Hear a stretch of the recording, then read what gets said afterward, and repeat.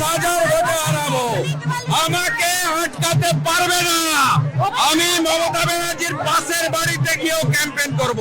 Hello everyone, আমি W বিলতি। আজকে আমি এমন এক তারকাটাকে আপনাদের সামনে তুলে ধরবো, আপনারাকে দেখাবো।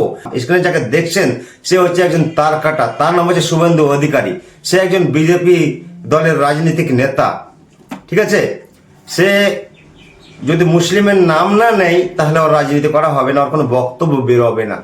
সেই তারকাটা গিরগিটির মতো, গিরগিটি ঠিক যেমন রং বদলায় সময়ে, ঠিক তেমনই এই তারকাটা শুভেন্দু অধিকারী।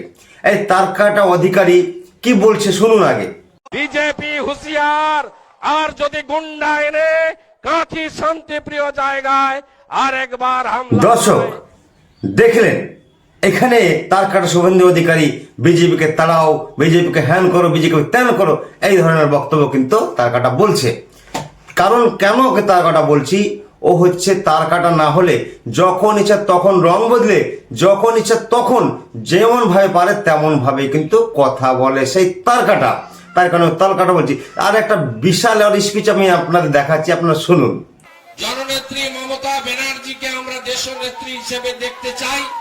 তার নেতৃত্বে গরিবের সরকার, কৃষকের সরকার তৈরি হোক। দর্শক দেখলেন এই স্পিচটা সেই তারকাটা কেমন ছিল। আপনারা কিন্তু আপনাদের মতামত আমার এই কমেন্ট সেকশনে জানাতে ভুলবেন না। আর ভিডিওটা বেশি বেশি করে শেয়ার করবেন, সেই সমস্ত মানুষগুলোকে পৌঁছে দিবেন যারা তাকে অন্ধের মতন বিশ্বাস করে। এরকম একটা লোভী, একটা লম্পট মানুষকে যাতে বিশ্বাস না করে। তো সবাই ভালো থাকবেন, সুস্থ থাকবেন, দেখা হচ্ছে নেক্সট ভিডিওতে।